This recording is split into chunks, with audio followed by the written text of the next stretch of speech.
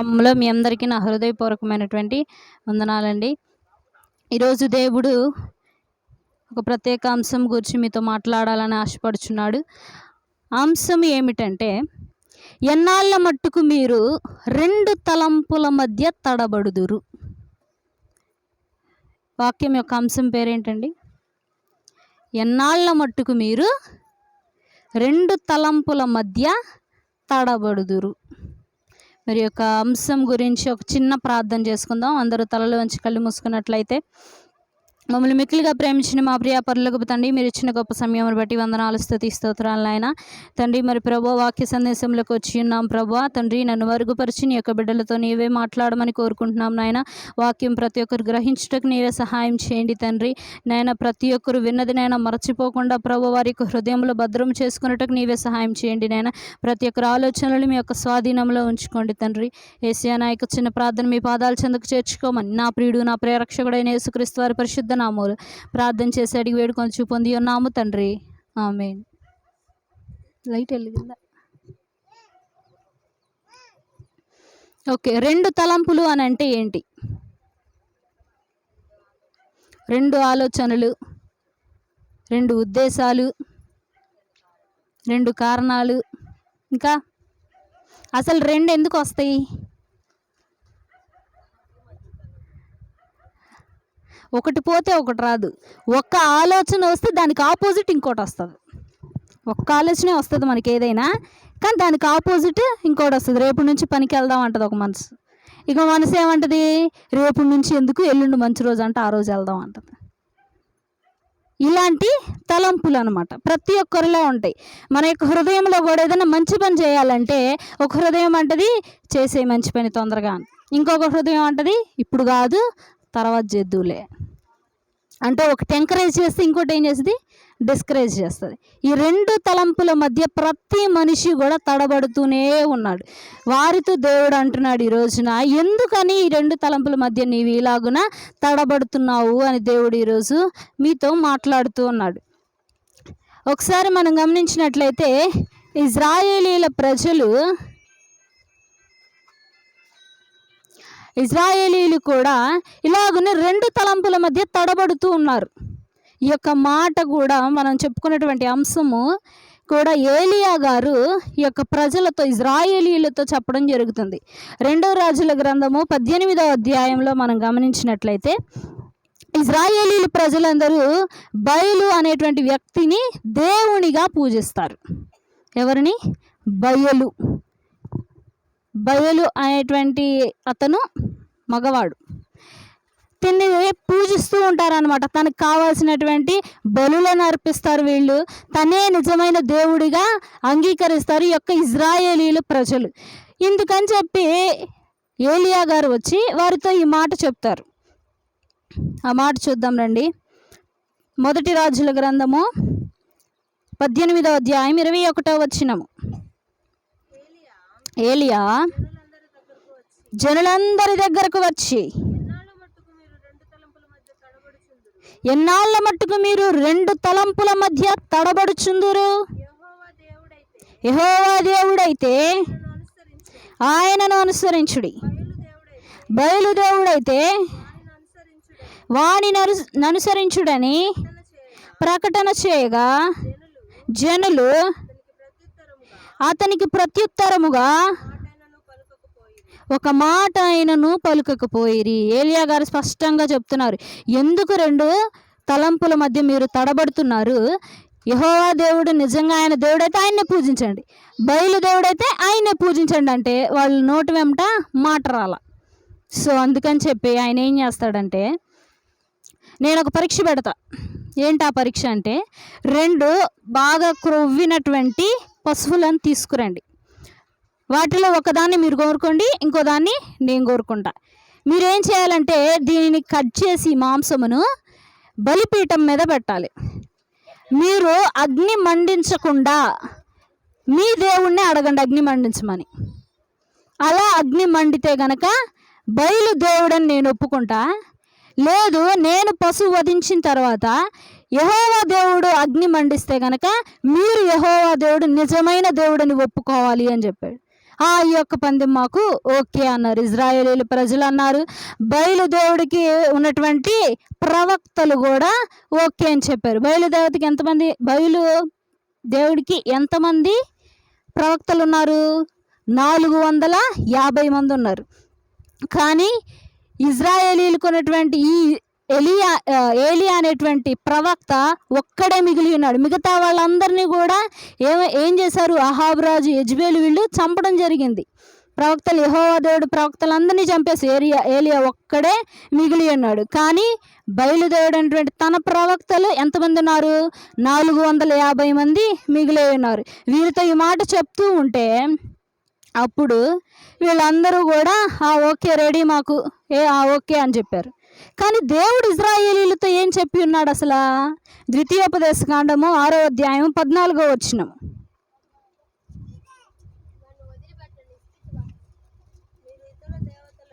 మీరు ఇతర దేవతలను అనగా మీ చుట్టూనున్న దేవతలను ఏం చేయకూడదు? సేవింపకూడదని దేవుడు ముందుగానే చెప్పాడు వీళ్ళకి. అయినా కూడా ఇజ్రాయేలీలు ఏం చేస్తున్నారు? బయలుదేవుడు అని చెప్పి తనకి బలులు అర్పించడం, తనని దేవుడిగా పూజించడం, ఇవన్నీ కూడా చేస్తూ ఉన్నారు. సరేనని చెప్పి ఏలియా మాట్లాడుతూ ఈ పందానికి మీరు రెడీనా అంటే మేము రెడీ అని చెప్పారు. రెడీ అయితే ఓకే అని చెప్పి పశువుల్ని తీసుకొచ్చారు. వాళ్ళకు పశువుని కోరుకున్న తర్వాత బలిపీఠం కట్టి దాని మీద ఆ పశువుని పెట్టారు. పెట్టిన తర్వాత పిలుస్తున్నారు. ఏమని పిలుస్తున్నారో చూద్దారండి. మొదటి రాజుల గ్రంథము 18వ అధ్యాయము 26వ వచనము. వారు తమకు ఇయ్యబడిన యొద్దును తీసుకొని సిద్ధము చేసి ఉదయము మొదలుకొని మధ్యాహ్నము వరకు బయలా మా ప్రార్థన వినుమని బయలు పేరును పెట్టి ప్రార్థన చేసిరి గాని ఒక మాట ఆయనను ప్రత్యుత్తరం ఇచ్చి వాడెవడునూ లేకపోగా వారు తాము చేసిన బలిపీఠమున వద్ద గంతులు వేయ మొదలుపెట్టిరి. ఎప్పుడు నుంచి ఎప్పుడు దాకా అరుస్తున్నారు ఇలాగ? వాళ్ళు ఉదయం నుంచి మధ్యాహ్నం వరకు అరుస్తూనే ఉన్నారు. బయలా రా, నువ్వు తొందరగా రా, వచ్చి ఈ బలిపీఠాన్ని అంటించు, అగ్ని తీసుకురా, రా రా అని అరుస్తున్నారు. అప్పుడు ఏలియా గారు అంటారు, నిద్రపోతున్నాడేమో, ఒకవేళ లేపండి అని చెప్తాడు. తర్వాత వచ్చినప్పుడు ఏలియా గారు చెప్తారు, మధ్యాహ్నము కాగా ఏలియా వాడు దేవుడై ఉన్నాడు, పెద్ద కేకులు వేయుడి, వాడు ఒకవేళ ధ్యానము చేయుచున్నాడేమో, దూరమునున్నాడేమో, ప్రయాణము చేయుచున్నాడేమో, వాడు నిద్రపోచున్నాడేమో, తను అపహాస్యం చేశాడు అక్కడ. ఎందుకని? ఆ దేవుడు కాదయ్యా అని 100 సార్లు చెప్పినా నువ్వేమంటున్నావు? తనే దేవుడు అంటున్నావు. సరే పిలుచుకో అంటే ఉదయం నుంచి మధ్యాహ్నం దాకా పిలుస్తున్నప్పటికీ కూడా ఆయన ఉలుకు లేదు, పలుకు లేదు, ప్రత్యుత్తరం ఏమీ ఇవ్వలేదు. కాబట్టి వాళ్ళు ఏం చేస్తున్నారు? గంతులు వేస్తున్నారంట. ఇన్ని చేస్తున్నప్పుడు కూడా బయలు అనేటువంటి వాళ్ళు అనుకుంటున్నటువంటి దేవుడు ప్రత్యుత్తరం ఇస్తున్నాడా? ఇవ్వట్లేదు. సరే దూరాన ఉన్నాడేమో, దారిలో ఉన్నాడేమో, పిలవండి అని చెప్పి అపహాస్యం చేస్తున్నాడు. అయినప్పటికీ కూడా వీళ్ళు నిజమైన దేవుడు యెహోవా దేవుడు అని గ్రహించారా? అప్పటికీ వీరు గ్రహించాల. తర్వాత ఏం చేశారు? వీళ్ళు ఈ బయలు దేవతకి నరబలి ఇచ్చేవాళ్ళు. ఈ బయలు అనేటువంటి దేవునికి ఏం చేసేవారు? నరబలి ఇచ్చేవారు. 2వ వాక్యం చూద్దాం. ఇర్మియా గ్రంథము 19వ అధ్యాయం 5వ వచనము. ఇర్మియా గ్రంథము 19వ అధ్యాయం 5వ వచనం. నేను విధింపనిదియు సెలవీయనదియు నా మనస్సునకు తోచనిదియునైనా ఆచారమునాచరించిరి. తమ కుమారులను దహన బలులుగా కాల్చుటకై బయలునకు బలిపీఠములను కట్టించిరి. తమ బిడ్డల్ని ఏం చేస్తున్నారంటే, ఇదిగో తీసుకో బలి, దేవుడు ఎప్పుడు కూడా బిడ్డల్ని బలి ఇవ్వమని ఎప్పుడు అడగలేదు. దేవునికి ఆలోచన కూడా రాలేదంట. కానీ వీళ్ళు ఏం చేస్తున్నారు, ఈ బయలుదేవుడికి ఇదంటే ఇష్టమేమో అని చెప్పి తీసుకురాని బిడ్డల్ని, పుట్టిన బిడ్డల్ని బలి ఇచ్చేయను ఆయనకి. తర్వాత ఏం చేస్తారు, మళ్ళీ ఆ దేవుడు ప్రత్యుత్తరం ఇవ్వట్లేదని చెప్పి వాళ్ళు తమ దేహాలను కూడా గాయపరుస్తూ ఉంటారు. తర్వాత వచ్చిన చూస్తే వారు మరిగట్టిగా కేకలు వేయచ్చు, రక్తము కారు మట్టుకు తమ మర్యాద చెప్పున కత్తులతోనూ శస్త్రములతోనూ తమ దేహములను కోసుకొనుచునుండు. అంటే ఇలా చేస్తే మా రక్తం చూసన్నా వస్తాడేమో దేవుడు. మనం బాధపడుతూ ఉంటేనే దేవుడు చూడలేడు, అట్లాంటిది రక్తం కోసుకుంటే మన గాయాన్ని ఇంకా బాధ పెట్టుకుంటే వస్తాడన్నటువంటి ఆయన దేవుడా నిజంగా? వాడు దేవుడా నిజంగా? కాదు. అయినప్పటికీ కూడా వీళ్ళు ఏం చేస్తున్నారు, ఇంకా ఆయన మీద విశ్వాసం అనేది వదలట్లా. బయలే దేవుడు అని ఉన్నారు. ఇంకా వీళ్ళ ఛాన్స్ అంతా అయిపోయింది. ఏలియా గారు మొదటి ఛాన్స్ వీళ్ళకి ఇచ్చారు ప్రూవ్ చేసుకోమని. వాళ్ళు ప్రూవ్ చేసుకుంటే ఎన్నో రకాలుగా ప్రార్థనలు చేశారు. తర్వాత వారి యొక్క దేహాలను గాయపరుచుకున్నారు. ఇన్ని చేసినప్పటికీ కూడా బయలుదేవుడు ఏమాత్రం రెస్పాన్స్ ఇవ్వకపోయేసరికి ఇంకా అప్పుడు ఏలియా అన్నాడు, తీసుకువచ్చి వారి ప్రవక్తలను అందరినీ తీసుకువచ్చి బలిపీఠము మీద మాంసమును పెట్టి ఏం చేస్తాడు, 4 తొట్ల నీళ్లను, ఎన్ని తొట్లు అండి, 4 తొట్లు, 4 తొట్ల నీళ్లతో ఆ బలిపీఠం మొత్తం నింపివేస్తాడు. కందకము తవ్వేస్తారు, దానిలో నుంచే నిప్పు వస్తుంది. ఆ కందకము కూడా పూర్తిగా తడిచిపోతుంది. ఎన్నిసార్లు అలాగ తడుపుమంటాడు బలిపీఠాన్ని? 3 సార్లు తడుపుమంటాడు. అలాగా ఎన్నిసార్లు? 3 సార్లు ఆ బలిపీఠాన్ని తడుపుమంటూ చెప్తాడు. ఎన్ని? 4 తొట్టెల నీళ్లు, 3 సార్లు, 4 × 3 అంతా 12 తొట్ల నీళ్లు పోసారు. అంటే బలిపీఠం అంతా కూడా ఆ కందకంలో నుంచి కూడా నీళ్లు పొర్లుతూ వచ్చినాయి అంట. ఇంకంత బాగా తడిచిపోయిన తర్వాత అసలు బలిపీఠం మండుకుంటుందా? ఎక్కడన్నా మండుకుంటుందా? లేదు. కానీ ఆయన మామూలుగా దేవునికి ఆయన బలి అర్పించడానికి మాంసం అక్కడ పెట్టి దేవునికి ప్రార్థన చేసి అడిగితే దేవుడు చేసేసేవాడు. కానీ అంతగా ఎందుకు చేశాడు ఆయన? నీళ్లు పోసి, అంటే ఏంటి, నా దేవునికి అసాధ్యమైనది ఏది లేదని నిరూపించడానికి ఏలియా గారు ఇచ్చేశారు. ఆ యొక్క మాట వాళ్ళందరికీ తెలియాలని, యెహోవా దేవుడు ఎంత గొప్ప శక్తి కలిగినటువంటి వాడని తెలియాలని చెప్పి ఈ యొక్క కార్యక్రమం అంతా చేస్తాడు ఏలియా గారు. సరేనని చెప్పి అవన్నీ పోసేయగానే వెళ్ళి ప్రార్థన చేస్తాడు. ఆయన వెళ్ళి, అయ్యా ఇదిగో వీళ్ళందరూ చూస్తున్నారు, ఇజ్రాయేలీల ప్రజలకి తెలియాలి నీవే నిజమైన దేవుడు అని తెలియాలి అని చెప్తే, సరేనని చెప్పి దేవుడు పైనుంచి అగ్నిని పంపిస్తాడు. ఆ బలిపీఠం మొత్తము కూడా పూర్తిగా కాలిపోతుంది. అప్పుడు ఈ ప్రజలందరూ చూసి ఏమని చెప్తారో చూద్దాం ఒకసారి. 1 రాజుల గ్రంథము 18వ అధ్యాయము 39వ వచనము. అంతట జనులందరూ దాన్ని చూచి సాగిలపడి యెహోవాయే దేవుడు అని కేకలు వేసిరి. ఆ యొక్క అద్భుతం చూడగానే వాళ్ళ మనసు కూడా మారింది. నిజమైన దేవుడు ఎవరు అనేది వాళ్ళకు ఒక క్లారిటీ వచ్చింది. కాబట్టి వాళ్ళందరూ కలిసి ఏమన్నారు, నిజమైన దేవుడు నీవే అని, యెహోవాయే దేవుడు అని కేకలు వేయిచు చెప్పి ఉన్నారు వీళ్ళందరూ కలిసి. తరువాత మనం ఒక వాక్యం చూద్దాం. మత్తయి సువార్త 13వ అధ్యాయం 15వ వచనం.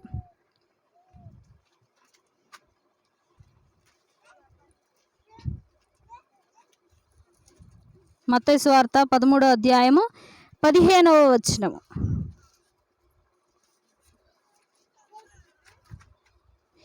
ఈ ప్రజలు కన్నులారా చూచి చెవులారా విని హృదయముతో గ్రహించి మనస్సు త్రిప్పుకొని నా వలన స్వస్థత పొందకుండునట్లు వారి హృదయం క్రొవ్వినది, వారి చెవులు వినుటకు మందములైనవి, వారు తమ కన్నులను మూసుకొని ఉన్నారు, గనుక మీరు వినుట మట్టుకు విందురు గాని గ్రహింపనే గ్రహింపరు. ఈ యొక్క మాట దేవుడు ఎందుకు చెప్తున్నాడు ఇక్కడ? ఎందుకు చెప్తున్నాడు ఈ మాట? మనం కూడా ఏం చేస్తున్నాం? ప్రతి వీక్ మందిరానికి వస్తున్నాం, దేవునికి ప్రార్థన చేస్తున్నాం, కానీ 2 తలంపులు మన యొక్క హృదయంలో ఉన్నవి అని దేవుడు చెప్తున్నాడు. దీని వలననే నీ యొక్క జీవితంలో మేలు జరగట్లేదు అని చెప్తున్నాడు దేవుడు. వీరేం చేస్తున్నారు? వినుట మట్టుకు వింటారంట, చెప్పడం మాత్రం చెప్తారు, మందిరానికి వెళ్ళడం మాత్రం వెళ్తారు, పాటలు పాడడం మాత్రం పాడతారు, కానీ వారి యొక్క నిజ జీవితంలో ఎటువంటి మేలులు అనేవి జరగవు. ఎందుకని? ఈ యొక్క 2 తలంపులే మెయిన్ కారణం అని దేవుడు చెప్తున్నాడు. తరువాత మరొక వాక్యం చూద్దాం. లూకాసు వార్త 6వ అధ్యాయము 46 నుంచి 49 వచనాలు. ఇక్కడ ఒక ఉపమానం యేసుక్రీస్తు ప్రభు వారు చెప్పడం జరుగుతుంది. నేను చెప్పు మాట లూకాసు వార్త 6వ అధ్యాయం 46వ వచనం చదువుదాం. ప్రభువా ప్రభువా అని నన్ను పిలుచుట ఎందుకు? నా యొద్దకు వచ్చి నా మాటలు విని వాటి చొప్పున చేయి ప్రతి వాడును ఎవని పోలి ఉండునో మీకు తెలియజేతును. ఇక్కడ ఫస్ట్లో వాక్యం చూస్తే ప్రభువా ప్రభువా అని నన్ను పిలుచుట ఎందుకు అంటున్నాడు దేవుడు. ఎందుకు పిలుస్తున్నారు నన్ను అలాగా ప్రభువా ప్రభువా అని? ఎందుకు అంటున్నాడు దేవుడు ఈ మాట?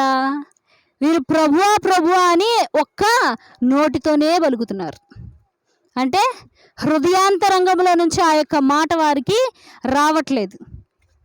అందుకని దేవుడు ఏమని చెప్పాడు వాళ్ళని? ఒక మాట అంటాడు దేవుడు, ప్రభువా ప్రభువా అని పిలుచు ప్రతివాడు. ఎందుకు పిలుస్తారు ప్రభువా ప్రభువా అని? మీరు ఏం లాభం లేదు, మీరు నోటితో పిలుస్తున్నారు అంతే. తర్వాత దేవుడు ఉపమానం చెప్పడం జరుగుతుంది. ఏంటా ఉపమానం? ఇల్లు ఎక్కడ కట్టుకుంటే స్థిరంగా ఉంటుంది? బండ మీద.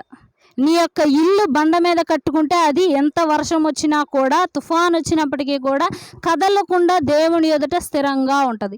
నీ యొక్క ఇల్లు కనుక ఇసుక మీద కట్టుకుంటే గాలికి తుఫానికి అది పడిపోతుంది. ఈ యొక్క ఉపమానం చెప్పింది ఆయన ఈ లోకంలో కడుతున్నటువంటి ఇల్లుల గురించి కాదు, ఈ లోకంలో కడుతున్నటువంటి ఇల్లుల గురించి కాదు. మా సండే స్కూల్లో ఒక సాంగ్ ఉంటుంది, ఇల్లు కట్టే బండ మీద బుద్ధిమంతుడు అనే సాంగ్ ఉంటుంది. మా పిల్లలందరూ అడుగుతారు, అక్క మరి మేము బండ మీద ఇల్లు కట్టుకోవాలా, ఇసుక మీద కట్టాము, మరి మేము బుద్ధి లేని వాళ్ళమా అని చెప్తారు వచ్చి నాకు.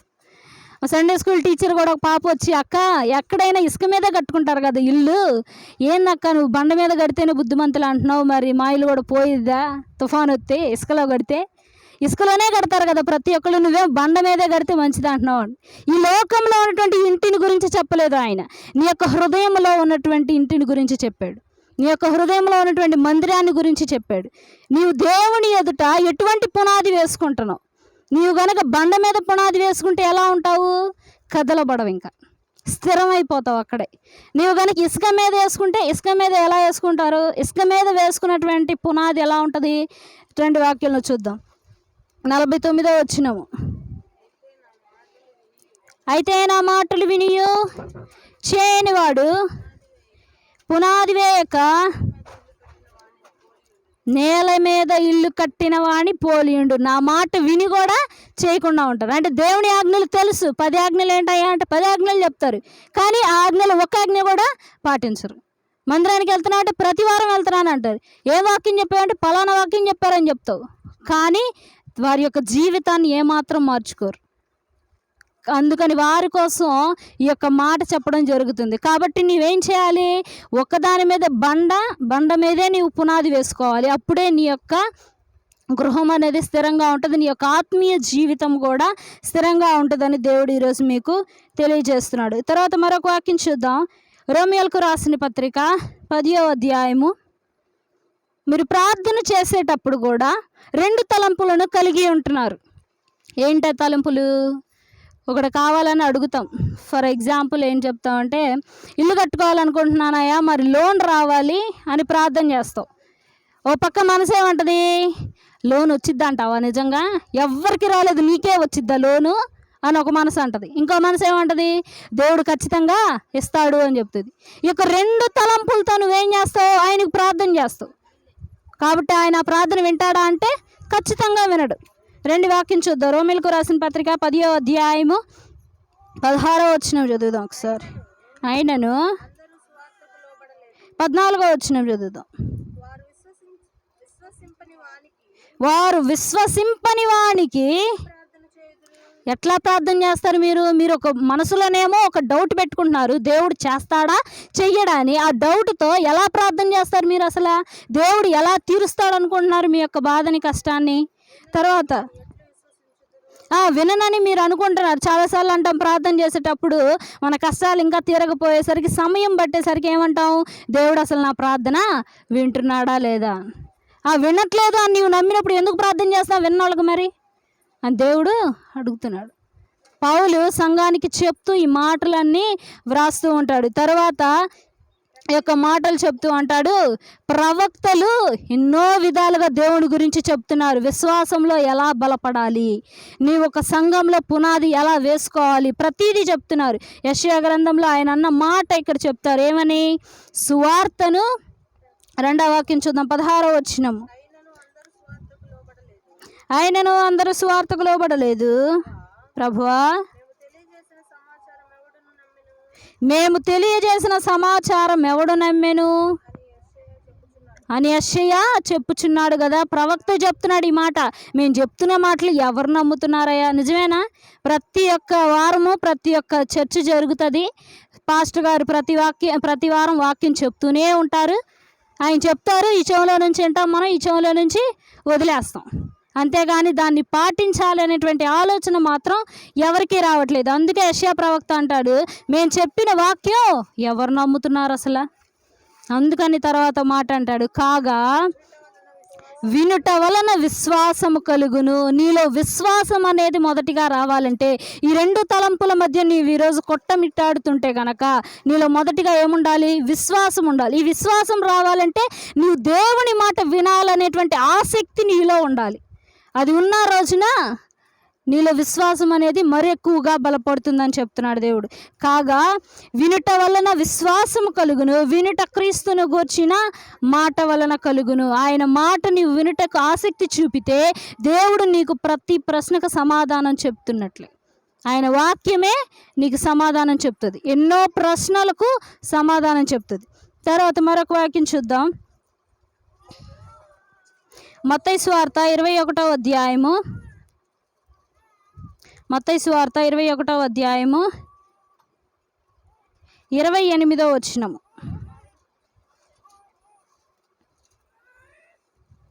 మత్తయి సువార్త 21వ అధ్యాయము 28వ వచనము. మీకేమి తోచుచున్నది? ఒక మనుష్యునికి 2 కుమారులు ఉండేరి. అతడు మొదటి వాని యొద్దకు వచ్చి, కుమారుడా, నేడు పోయి ద్రాక్ష తోటలో పని చేయమని చెప్పగా, యేసుక్రీస్తు ప్రభువారు ఇక్కడ ఒక ఉపమానం చెప్పడం జరుగుతుంది. ఏమని? ఒక తండ్రికి 2 కుమారులు ఉన్నారు. వాళ్ళిద్దరిలో పెద్ద కుమారుని దగ్గరికి వెళ్ళి ఆయన అంటాడు, అయ్యా మన ద్రాక్ష తోట ఉంది కదా, దానిలో వెళ్ళి పని చేసిరా అని పెద్దవాడికి చెప్తాడు. పెద్దవాడు అంటాడు, నేను వెళ్ళను అంటాడు. పనికి వెళ్ళాయా మన దాంట్లో ద్రాక్ష తోటలో అంటే, నేను వెళ్ళను అని చెప్పి తర్వాత మరలా తండ్రి చెప్పాడు కదా అని చెప్పి మనసు మార్చుకొని వెళ్తాడు. మళ్ళీ 2 కుమారుడు దగ్గరికి వెళ్ళాయా మన ద్రాక్ష తోటలో పనిచేయ్యా అంటే తనేమంటాడు, వెళ్తా ఖచ్చితంగా వెళ్తా అని చెప్పి వెళ్ళకుండా పోతాడు. అంటే పెద్ద కుమారుడు ఏం చేశాడు? ఓన్లీ నోటితో చెప్పాడు సమాధానం, కానీ హృదయాంతరంగా ఏం ఆలోచించాడు? మా పొలమే కదా, నేను పెద్దవాడిగా పని చెయ్యాలి, నేను వెళ్ళనని చెప్పాను కానీ అది తప్పు, వెళ్ళాలని ఆలోచించి తను ఏం చేశాడు? వెళ్ళాడు. ముందు తండ్రిని బాధ పెట్టిన ఆ మాటతో వెళ్ళనని, తర్వాత తను సంతోషపెట్టాడు. కానీ ఈ కుమారుడు ఏం చేశాడు? మొదటిగానే నేను గొప్పవాడిని నిరూపించుకోవాలని చెప్పి చిన్న కుమారుడు ఏమన్నాడు? వెళ్తాను అన్నాడు. తర్వాత ఏం చేశాడు? కానీ బయటికి సంతోషపెట్టినా కూడా తర్వాత ఆ కుమారుడు అక్కడికి వెళ్ళలేదు అని తెలిసిన తర్వాత ఆ తండ్రి ఎంత బాధపడి ఉంటాడు? ఈరోజు నీ యొక్క జీవితంలో కూడా ఈ రోజు నుంచి నేను భక్తిగా ఉంటానని నీవు నిర్ణయించుకుంటున్నావు, అది నోటితో చెప్పుచున్నావు అంతే, కానీ నీ యొక్క నిజమైన జీవితము భక్తిగా లేదని చెప్తున్నాడు దేవుడు. నీవు నోటి మాట చెప్తున్నావు అంతే, కానీ దేవుడు మాత్రం చాలా బాధపడుతున్నావు, నీ యొక్క క్రియలు అలాగనే ఉన్నాయి. ఈరోజు నుంచి నేను త్రాగుడు మానేస్తానంటారు, కానీ తర్వాత నుంచి కంటిన్యూ అవుతుంది. ఈ రోజు నుంచి నేను దొంగతనం మానేస్తానంటారు, తర్వాత కంటిన్యూ అవుతుంది. ఈ రోజు నుంచి నేను పాపం చేయడం మానివేస్తానంట, తర్వాత కంటిన్యూ అవుతుంది. ఈ రోజు నుంచి నేను చెడ్డదారిలో వెళ్ళడం, చెడ్డ మాటలు మాట్లాడడం ఆపివేస్తానంటారు, తర్వాత కంటిన్యూ చేసేస్తారు. అంటే నోటితో చెప్పి దేవుణ్ణి బహిరంగంగా ఆనందపరుస్తున్నారు అంతే. కానీ ఆయన ఆత్మీయంగా ఆనందపడాలంటే నువ్వేం చేయాలి? నీవు నిజంగా నీ యొక్క జీవితంలో మారి ఆయనకు సాక్ష్యార్థమై జీవించాలి. తర్వాత మరొక వాక్యం చూద్దాం. మత్తయి సువార్త 21వ అధ్యాయం 22వ వచనంలో యేసుక్రీస్తు ప్రభువు ఒక మాట చెప్తున్నారు. మీరు ప్రార్థన చేయనప్పుడు వేటిని అడుగుదురో అవి దొరికినవని నమ్మిన ఎడల మీరు వాటినన్నిటినీ పొందుదురని వారితో చెప్పాను. నమ్మాలి అంటున్నారు దేవుడు. మీరు అడిగేటప్పుడు, మీరు ఏదన్నా అడుగుతున్నారు అని అంటే ఇది దేవుడు ఇస్తాడు అని నమ్మాలి. నమ్మకం ఎలా వచ్చింది? ముందు ఫస్ట్ నీవు వింటే దేవుని మాట, వినుట వలన ఏం కలుగుతుంది? విశ్వాసం కలుగుతుంది. ఈ విశ్వాసం ఏం చేస్తుంది? నమ్మకానికి పునాది వేస్తుంది. దేవుణ్ణి ఏమడిగినా కూడా ఇస్తాడనేటువంటి విశ్వాసాన్ని నీలో ఇంకా పెంచుతుంది. కాబట్టి మొదటిగా నీవు చేయవలసిన పని ఏంటి? నీలో ఆసక్తి ఉండాలి. దేవుని మాట వినాలి, దేవుని మందిరానికి వెళ్ళాలి, ఆయన చెప్పేటువంటి మాటలు వినాలని ఆసక్తి నీలో ఉంటే ఆటోమేటిక్గా నీవు దేవుని మాట వింటావు. వినటం వలన ఏమొస్తుంది? వెంటనే విశ్వాసం వచ్చేస్తుంది. ఆ తర్వాత దేవుణ్ణి ప్రార్థన చేసేటప్పుడు నీకేం కావాలో అది అడుగుతున్నప్పుడు అది ఇస్తాడు ఖచ్చితంగా అని నీవు నమ్మితే దేవుడు నువ్వేమి అడిగినా కూడా ఇవ్వుటకు సిద్ధంగా ఉన్నాడు దేవుడు. తర్వాత ఒక వాక్యం చెప్తున్నాడు, ఇలా 2 తలంపుల మధ్య తడబడుచున్న వారితో దేవుడు ఇంకొక మాట చెప్తున్నాడు. ప్రకటన గ్రంథము 3వ అధ్యాయము 16వ వచనం చూస్తే, ప్రకటన గ్రంథము 3వ అధ్యాయము 16వ వచనం, నీవు వెచ్చగానైనను చల్లగానైనను ఉండక నులివెచ్చనగా ఉన్నావు గనుక నిన్ను నా నోటి నుండి ఉమ్మివేయను ఉద్దేశించుచున్నాను. ఇన్ని రోజుల నుంచి నా గురించి తెలియక నీవు ఏదో 2 తలంపుల మధ్య తడబడుతూ ఉన్నావని నమ్మాను. నా గురించి తెలిసి కూడా నీవు బాప్తీసం తీసుకొని కూడా రుచి చూచి ఎరిగి కూడా నువ్వేం చేస్తున్నావు? ఇంకా అటు వెచ్చగా అటువైపు ఉండట్లేదు, చల్లగా ఇటువైపు ఉండట్లేదు. ఒట్టు వేస్తూ ఒక మాట చెప్తున్నావు, వేయకుండా ఏమో ఇంకొక మాట చెప్తున్నావు. అంటే నీ మాట అవునంటే అవును, కాదంటే కాదుగానే ఉండాలి. అంటే ఒకవైపే నీ మార్గం ఉండాలి, కానీ 2 తలంపులు నీలో ఉండకూడదు అంటున్నాడు దేవుడు. అలా ఉన్న నీ మీద దేవుడు ఏమేస్తానంటున్నాడు? ఉమ్మి వేస్తానంటున్నాడు. నువ్వు మారి కూడా బాప్తీసం తీసుకొని కూడా రక్షణ పొంది కూడా నువ్వేం చేస్తున్నావు? ఇంకా నులివెచ్చనుగా ఉంటున్నావు అని చెప్తున్నాడు దేవుడు. తర్వాత ఆఖరిగా ఒక వచనం చూద్దాం. మత్తయి సువార్త 15వ అధ్యాయము 9వ వచనము. మత్తయి సువార్త 15వ అధ్యాయము 9వ వచనము. వీళ్ళు ఏం చేస్తున్నారంటే, ఈ ప్రజలు పెదవులతో మాత్రమే గనపరుస్తున్నారు దేవుణ్ణి. వారి హృదయము దేవునికి ఎలా ఉంది? దూరముగా ఉన్నదంట. పెదవులు మాత్రం గనపరుస్తూనే ఉన్నాయి, ప్రభువా ప్రభువా అంటున్నాయి, యేసయ్యా నీకు స్తోత్రం అంటున్నాయి, ప్రతి వారం వచ్చి పాటలు పాడుతున్నాయి, ప్రతి వారం వచ్చి వాక్యం చదువుతున్నాయి ఆ పెదాలు. కానీ హృదయం మాత్రం దూరంగా ఉన్నది. ఎందుకని? నీకు పెదవులతో మాత్రమే కనపరుస్తున్నావు అని, కానీ నీవు మైండ్లో ఒకటి ఆలోచిస్తున్నావు, బయటకు ఒకటి చేస్తున్నావు. బయటికేమో దేవుని పాటలు పాడుతున్నావు, మనసులో ఏం ఆలోచించుకుంటున్నావో తెలియదు. అందుకని దేవుడు అంటున్నాడు, ఈ హృదయము నాకు దూరంగా ఉంది. కాబట్టి నువ్వు ఆరాధించేటప్పుడు నీ పెదవులతో కాదు, ఎలా ఆరాధించాలి? హృదయాంతరంగములో నుండి ఆరాధించాలి. అటువంటి ఆరాధన దేవుడు అంగీకరిస్తాడు. అటువంటి ఆరాధన దేవుని దగ్గరికి చేరుతుంది. ఈరోజు నువ్వు ఎలా ఆరాధిస్తున్నావు దేవుణ్ణి? నీకు నువ్వే ఈరోజు స్వపరీక్ష చేసుకో. కాబట్టి దేవుడు అంటున్నాడు, నీవు ఈరోజు ఎటువంటి తలంపులను కలిగి ఉన్నావు? 2 తలంపుల మధ్య తడబడుతూ వస్తున్నావు. ఒక్కటే మార్గం ఉన్నది, అది ఏంటి? దేవుడు చేస్తాడు అనే నమ్మకంతోనే నీవు ఉండాలి. ఎంతోమంది కూడా శిష్యులు అపోస్తల కార్యములు 3వ అధ్యాయంలో కూడా పేతురు యోహాను గారు గుడికి వెళ్తూ ఉంటే మెట్ల దగ్గర ఒక ఆయన ఉంటాడు. ఆయన స్వస్థపరచడానికి వెళ్తే ఆ యొక్క రోగి అయినటువంటి వ్యక్తి వెతుకుతాడు వాళ్ళ దగ్గర బంగారంగానే ఏమైనా ఉందా అని. వెతికితే ఆయన అంటాడు, పేతురు గారు, మా దగ్గర బంగారము వజ్రాలు వెండి ఏమీ లేవు, కానీ మా దగ్గర ఉన్నదే ఇస్తాం మీకు. ఏమిస్తున్నారు? నడువుమని చెప్పారు. అంటే వాళ్ళల్లో ఉన్న విశ్వాసాన్ని వ్యక్తపరిచారు వాళ్ళు. కాబట్టి తనకు కూడా ఏం కలిగిద్ది అప్పుడు? విశ్వాసం కలుగుతుందా కలగదా? ఖచ్చితంగా కలిగిద్ది. ఎందుకని? ఎవరూ చేయలేంది ఈయన చేశాడు అంటే ఈయన దేవుడు, ఈయన పూజిస్తున్న దేవుడు పూజకు అర్హుడు, ఈయన దేవుడు నిజమైన దేవుడు అని తనకు కూడా ఆ యొక్క విశ్వాసం కలిగింది. ఆ వాళ్ళు కూడా ఒకవేళ దేవుడు స్వస్థపరుస్తాడో పరచడో, ఆ దేవుడు అసలు వెంటనే తగ్గిస్తాడో లేదో అన్న అనుమానంతో ఉంటే వాళ్ళు చేయలేకపోయేవాళ్ళు. శిష్యులు అలాగే అనుమానంతో ఉన్నారు. తుఫాన్ వచ్చినప్పుడు వాళ్ళు చేయగలిగారా? తుఫాన్ ఆపగలిగారా? ఆపలేకపోయారు. రోగులను కూడా స్వస్థపరచలేకపోయారు. అప్పుడు యేసయ్య అంటారు, ఎందుకు ఏం మాట అంటాడు?